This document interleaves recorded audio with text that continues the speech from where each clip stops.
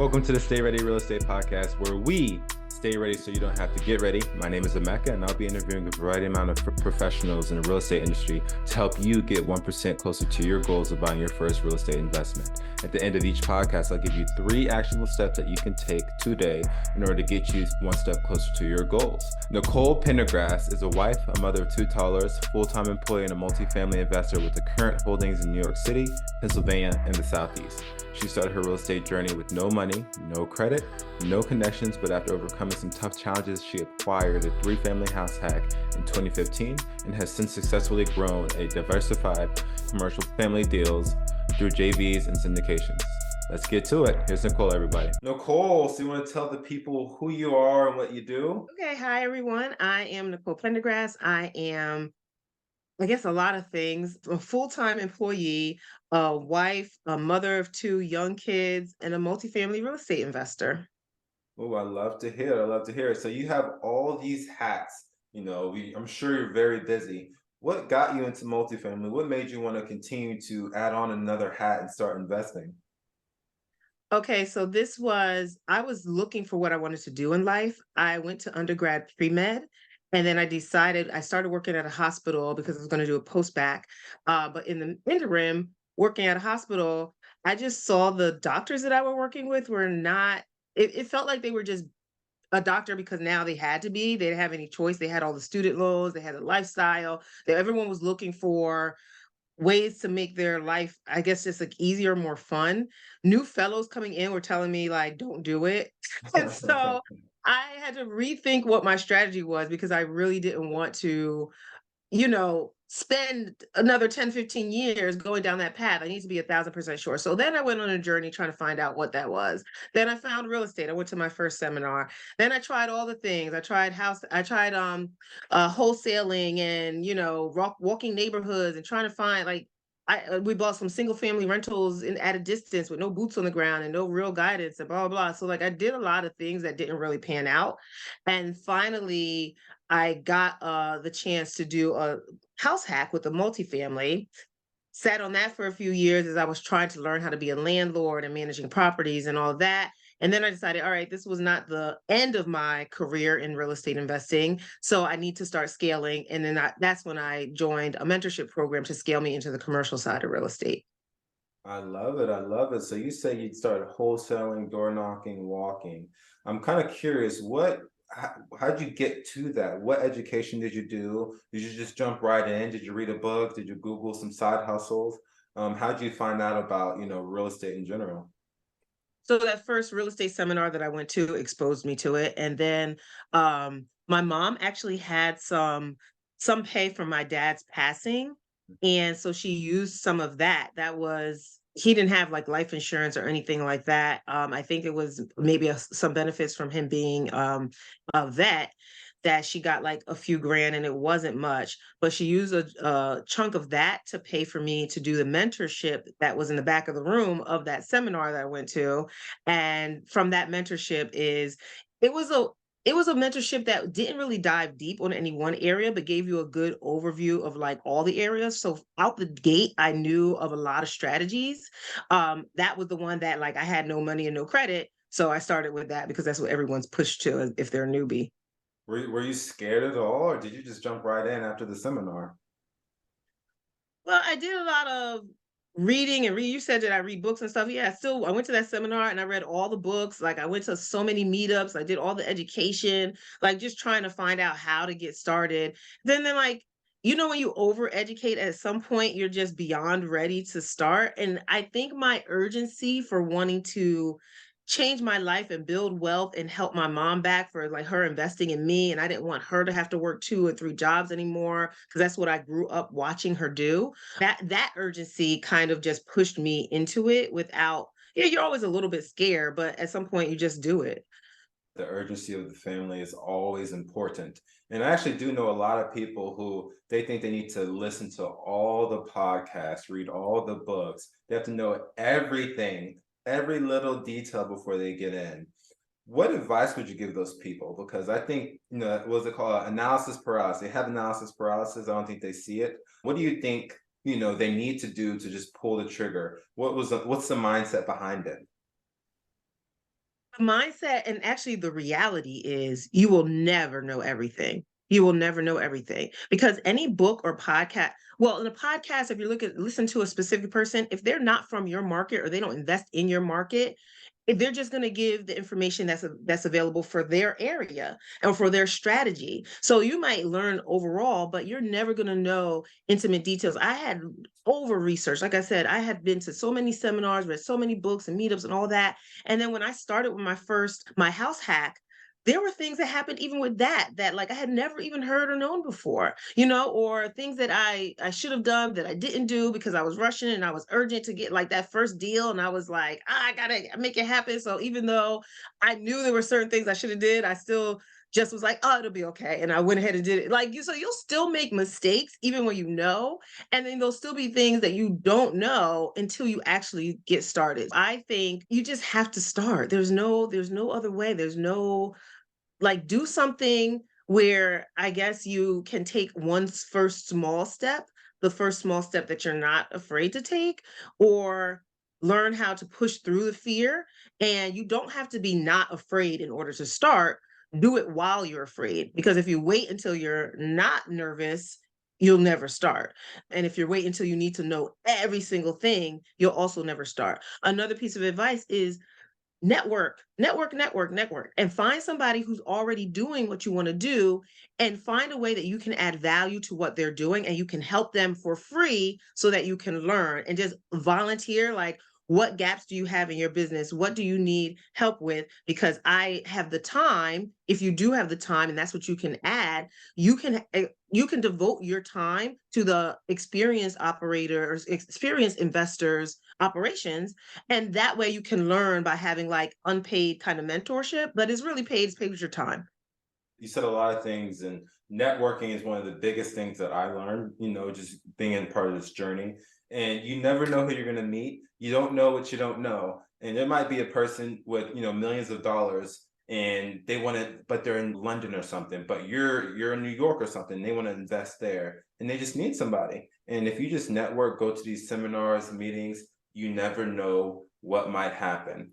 What was the main thing about that seminar that kind of got you over the hump? The main thing I took from that seminar was that real estate was not for big businesses only, or people who have hedge funds or a silver spoon in their mouth. Like, normal people, little normal everyday people can change their lives with real estate and can invest in real estate and buy them. Like, I don't know why I had no clue that that was a thing, that people actually bought real estate to build wealth and to like get cash flow and all that. And I had no clue. And I was seeing example after example after example of people, like, the speakers on stage telling stories of people who had changed their lives with just even one deal. Can really be like, of, don't expect it to be one deal because that's not the reality for everybody, but it is possible that one deal could be that life-changing catalyst. And honestly, actually it is. Like, my first property, my house hack, was a life-changing catalyst for me. There were a lot of issues with it, but that one deal really set me up to be able to do everything that I'm doing now. So yeah, I think it was that normal people can buy real estate and that you can invest. And even if you don't have time or credit or money, but you have to have one of those three, you know what I mean? But Yeah. partnerships and all that stuff, yeah, it's just that it was possible I and that love people that. were doing that. So you Yeah. said you started off with a house hack. Can you talk to us a little bit more about your portfolio, where you are and what you own? Okay, so right now I have three buildings. The house hack that I started is a 3 unit, a 6 unit in Lehigh, Pennsylvania, and a 5 unit in Lehigh, Pennsylvania. And I also have, I'm on the GP of what's this general partnership of some syndications. And syndications are big group investments where people pull in their money, you raise capital, and then you buy a larger asset that nobody really would have been able to purchase on their own. So we have a 32 unit in Georgia and a 110 unit in South Carolina.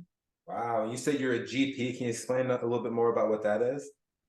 So when you're doing a syndication like the group investment, there's two groups of people that are involved in that. There's the GP, which is the general partnership. Those are the investors who actually operate and run the deal. They find it, they source it, they get it to the closing table, they do all the asset management, they do the disposition, they do value add if there's a value add opportunity with the building. So they basically rehab units, they increase rents, they decrease expenses, whatever they can do to improve the financial operations of the building and just like the safety and efficacy of the building and the community for the residents that are there. The other group of people are the limited partners, and limited partners, like what it sounds, are limited. They have limited liability if the deal goes wrong, besides the outside of the financial capital that they put into the deal. But then they put money into the deal that if they want to invest capital, they get a return, they sit back and do nothing. They see the email updates, they get like maybe they have Zoom calls with the operations team, but you just sit and get your distributions.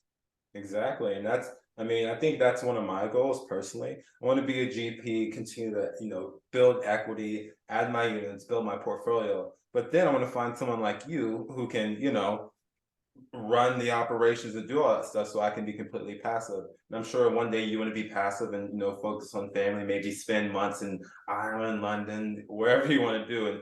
And that's amazing. Besides you thinking that, it had to be hedge funds or big companies or billionaires and millionaires owning this real estate, since you've owned so many units now, what is one of the myths that you've Okay, one of the myths I will say, all right, this is might be mind blowing for some people.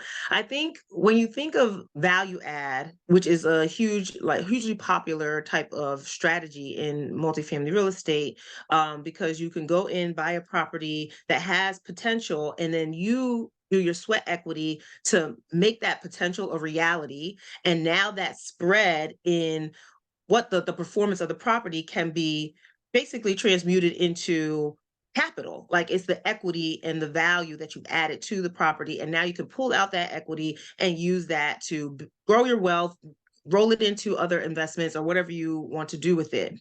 In the very beginning of that stage, value add is because the value is not there yet.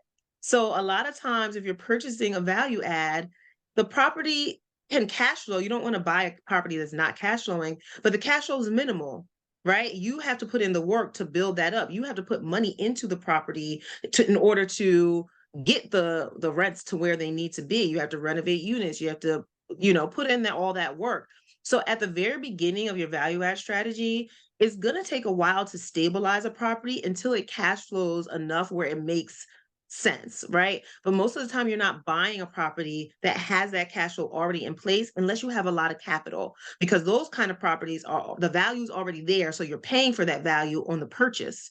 On a value add, because the value is not there, you're getting a discounted value of the property because the value you have to put in the work to do it. So you can buy something that's already stabilized, but those more than likely are going to be at a higher price point and a premium because you're paying for the work somebody else already did to put into the property so that you can, get some type of value. But even that cash flow then is going to be smaller because you paid more for it. So all of that to say, I think one of the biggest misconceptions is you're not going to buy one deal and be done. You're not going to just like don't expect the very first deal that you do to be a hit out a home run kind of hit, right? Like you need to have a source of income from somewhere else so that you can operate and grow your portfolio in the right way and not make rash decisions because you need money, right? So if you have, and I say a cash flow source for somebody else, that could be your W-2 job. So if you need to stay at your W-2 job for a few years while you're building this up, do that. Don't quit your job prematurely because you're going to need cash flow from somewhere. And your W-2 job, as long as you have some disposable income there and your expenses are lower, you can use that disposable income to help stabilize some of the things in property if you need to. If it's like worst case scenario, you're not like out on the street with no shirt because you thought you were going to buy this one property uh quit your job and just operate this property. You're not going to get the cash flow that you need to live and to, especially to live abundantly, if that's what you're aiming to do. You're not going to get that off the first property out the gate, especially if you're newer in operations, you're new to real estate. So keep your job. And I hate to say that because I'm trying to leave my job real quick, but I've been doing this for a while now. So I have some things that I like have in place and I'm right at that edge, but you still don't do it prematurely kind of thing. So that's the biggest thing, is that you're not going to just become a millionaire overnight. So you're telling me that real estate's not get rich quick? Oh, yeah. I'm sorry to break it to you, but it's definitely not. I love it. I love it. And that's one of the myths that I unfolded very quickly, because right out of college, I graduated in 2019, and I was like, okay, this W-2 is not going to be the only thing that's going to make me wealthy. There's no way I'm going to be working here until I'm 65. So I'm like, okay, I'm gonna buy a single family home. I'll do one once a year. I'll cash flow $1,000 per single family home. So in that way, I would in that way I'll make 10,000 a month by the time how old was I, like by the time I'm 33. And then after the first one, I quickly learned that that is that is not the case. So speaking of that, since I bought that single family home, I was a landlord. I wanted to be a landlord myself because I wanted to see what needed to be done. And whenever I started hiring property managers, I know what they're doing and what they're not doing. But in that little phase I had, there was a lot of experience I went through, a lot of ups, lots of downs. One of those downs where my tenant kept losing her key and locking herself out.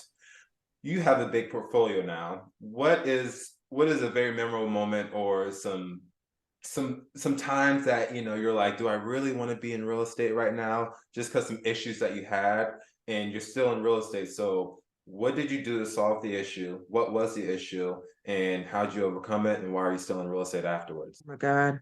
There's so many issues. I guess the biggest one is me going through an eviction process, and me going through the eviction process with the tenant while I was house hacking. So I lived in the same building as this tenant who wasn't paying me rent. So I'd see them go out every morning in scrubs. So I know they're going to work. Like I'd see them have food deliveries to the house.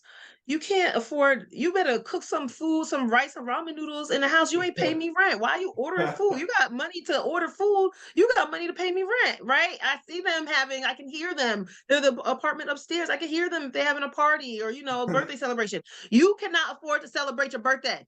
Like you can pay me my rent.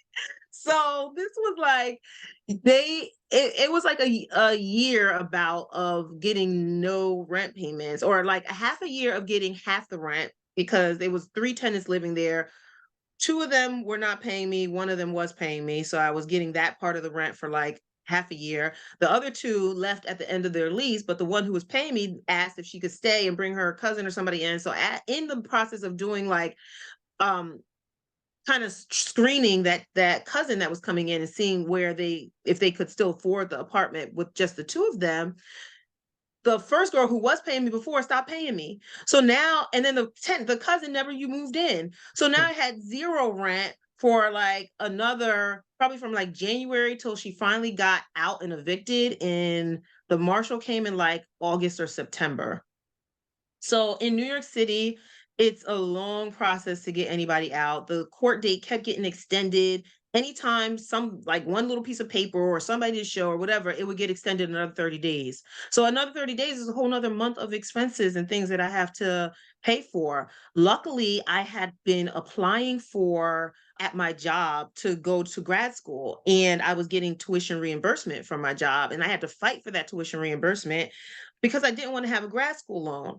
But now that tuition reimbursement, I ended up having to use to pay my mortgage and expenses because I had a tenant not paying. So that was helping to float me. So now I still have my grad school loan that I wasn't supposed to have because this I had to reallocate capital, and that was so it was definitely a trying experience. I was also pregnant at that time. I Wow. forced myself to go into court waddling pregnant, because I was like, I need them to see that I am not a big landlord who has all these things. Like this is the only building I have. Like I'm about to lose my first building because somebody thinks that they can live for free. Like I did not buy this building for somebody else to live for free. I bought this building for me and my family to live for free. So they didn't go through all the troubles and hassles and ups and downs, even getting this building, scraping together like the down payment and all of that. So it was definitely a trying experience.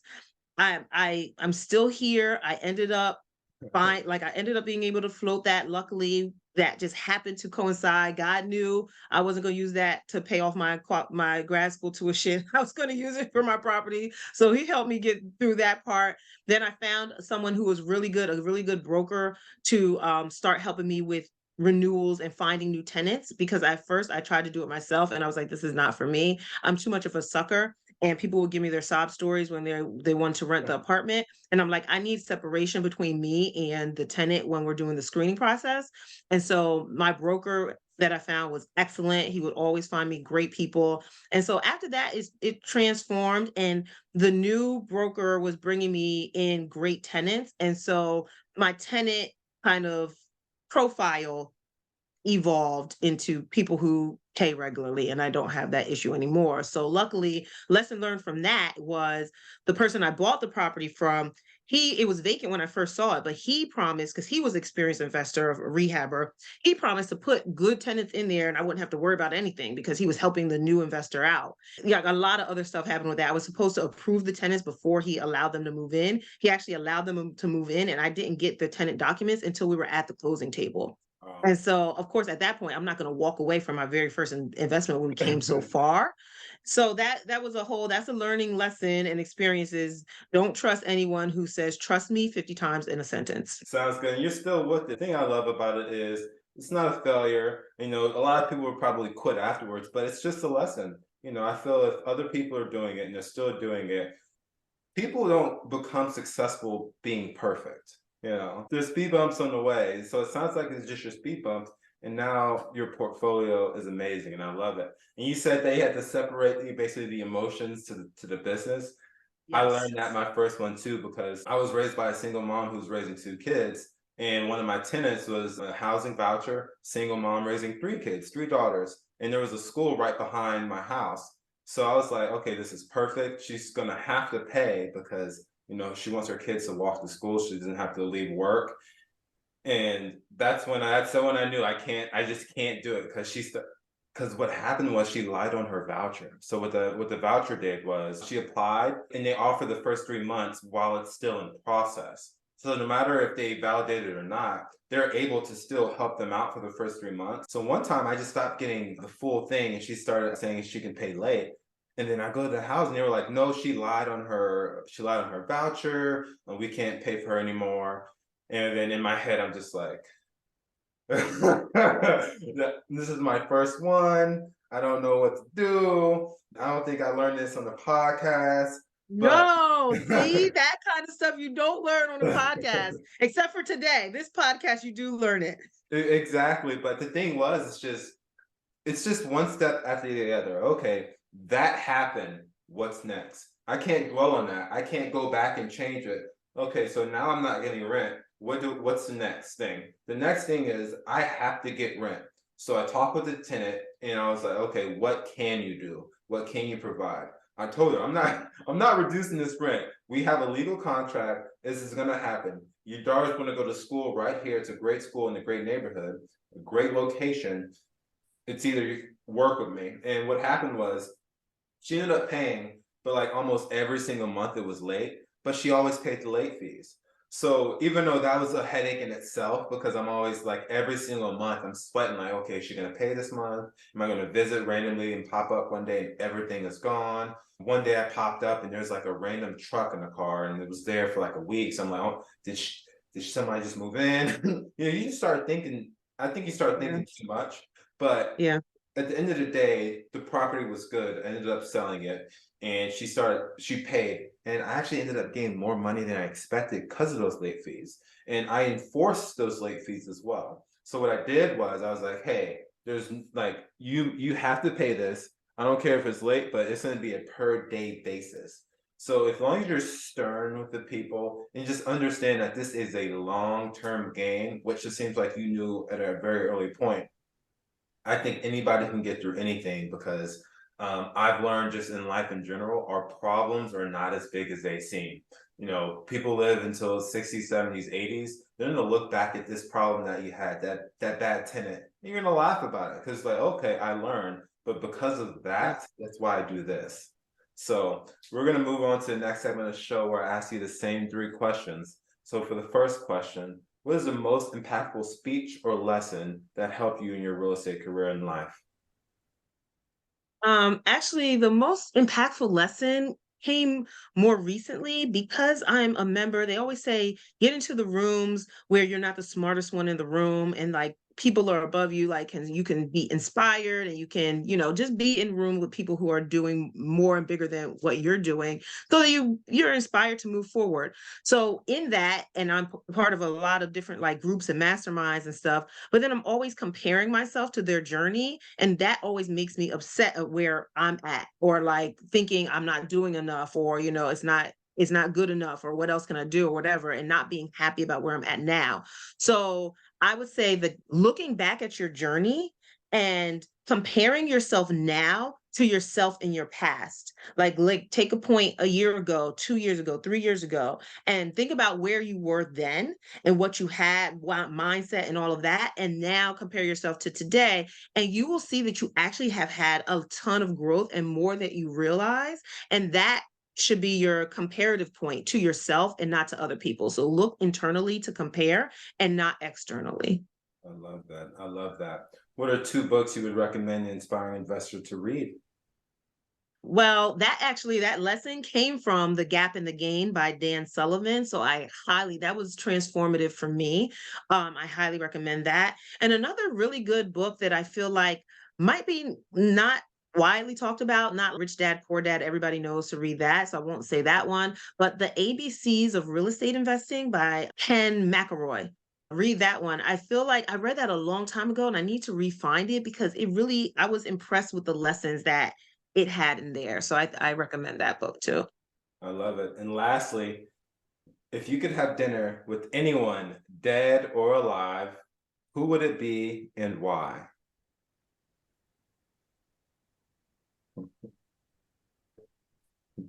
My dad. Okay. My dad. So look, I wasn't even that just popped into my head and I'm about to cry. I would love to show him and tell him everything that I'm doing now, and to tell him about his grandkids that he never got to see. Why you do this to me, Amika? No I way. wasn't expecting that. I just was thinking about like big name people. But yeah, I would like to have dinner with my dad. I love it. And I'm sure he'd be very proud. And you've came so far from a house hack to being a GP to dealing with crazy tenants. So I'm sure it's not going to end, but you'll keep pushing. And very soon you are going to leave your job and be great. And you're going to be so happy that you did everything that you did. So how Yeah. can the audience reach you if they want to ask you questions or just learn about your journey? Well, I'm everywhere. Well, not everywhere. I'm on LinkedIn, Facebook, and Instagram. Or you could just go to my website, and my website has the links to all of my social media. You can message me through my website. So my website is noirvestholdings.com. That's NOIRVEST Holdings, HOLDINGS.com, or email me at Nicole@noirvestholdings.com, or reach out to me on the social media platforms, which you can find through my website. And I'll also give you those links to have in the show notes. Sounds good. I'll definitely put in the show notes. Well, Nicole, thank you so much for joining the podcast, and I'm sure I'll see you again in the future All days. right, same. Thank you for having me. No problem. That was Nicole, everybody. If you enjoyed that podcast, please like and subscribe on the channel. At the beginning of the podcast, I told you I'd give you 3 actionable steps that you can do today.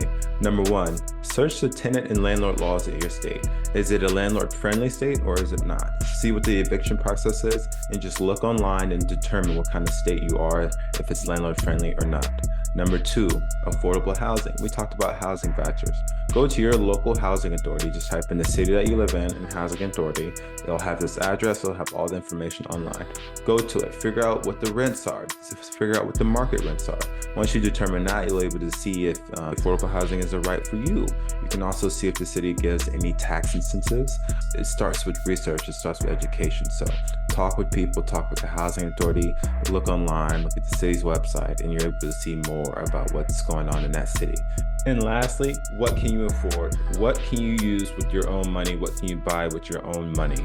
If you want to get into multifamily or single family, you have to determine what's your budget. If you don't have money, then you need to focus on research, education, and the knowledge that you can bring to bring value to somebody else. If you know everything about your market, that is value. So figure out what you can afford. And if you can't afford it, what value can you bring? Have a good one. Until next time.